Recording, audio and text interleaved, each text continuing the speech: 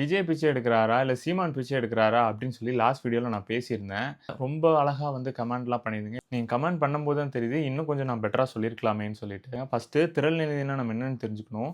திரள் நிதினா ஒண்ணும் இல்ல, கிரவுட் ஃபண்டிங். நாம் தமிழர் கட்சி மட்டும் இல்ல, எல்லா கட்சிகளுமே வந்து கிரவுட் ஃபண்டிங் கம்பல்சரி பண்ணும். இப்ப இருக்கிற ஆளும் கட்சிக்கும், எதிர்க்கட்சிக்கும் சரி, அவங்களுக்கு கார்ப்பரேட்ஸ்ல இருந்து, அது போக வெளிய இருந்து ஃபண்டிங் வந்து ரெகுலரா வந்துகிட்டே இருக்கும். இதனால அவங்களுக்கு என்ன பெனிஃபிட்னா, அரசியல் பலம் கிடைக்கும். அது போக சட்டப்பூர்வமா வந்து வரி விதிப்புலேருந்து கொஞ்சம் விலகல் அவங்களுக்கு கிடைக்கும். ஸோ இதுக்காகவே வந்து கண்டிப்பா கார்ப்பரேட்ஸ்கள் வந்து இந்த மாரி பெரிய கட்சிகளுக்கு வந்து ஃபண்ட் குடுக்கும். அதனால இந்த மாரி கட்சிகள் வெளிய வந்து எனக்கு வந்து நிதி குடுங்கன்னு சொல்லி மக்கள்ட்டயோ, உறுப்பினர்கள்ட்டயோ, தொண்டர்கள்ட்டயோ கேட்கணும்னு அவசியம் இல்ல. டிவிகேல ஒவ்வொரு டைம் நிர்வாகிகள வந்து தேர்ந்தெடுக்கும் போதும் எவ்வளோ அவன் செலவு பண்ணுவான், எவ்வளோ அவன்ட்ட காசு இருக்கு அப்படின்னு சொல்லி எண்ணத்தோட மட்டும் தான் எடுக்குறாங்க. இப்படி இருக்கிறவங்க மத்தியில அண்ணன் சீமான் மாரியான ஆட்கள் வந்து தன்னோட கட்சிய நடத்துறதுக்காகவும், தன்னோட கட்சிய அடுத்த கட்டத்துக்கு கொண்டு போறதுக்காகவும் இவ்வளோ வெளிப்படையா நிதி கேட்கிறதுல எந்தவித தப்பு இல்ல. நாங்க வெளிப்படையா கேட்கிறோம். நீங்க பெரிய பெரிய ஆள்கள உள்ள கூட்டிட்டு போய் இன்டர்வியூன்னு சொல்லி உள்ள போய் பேசுறீங்க.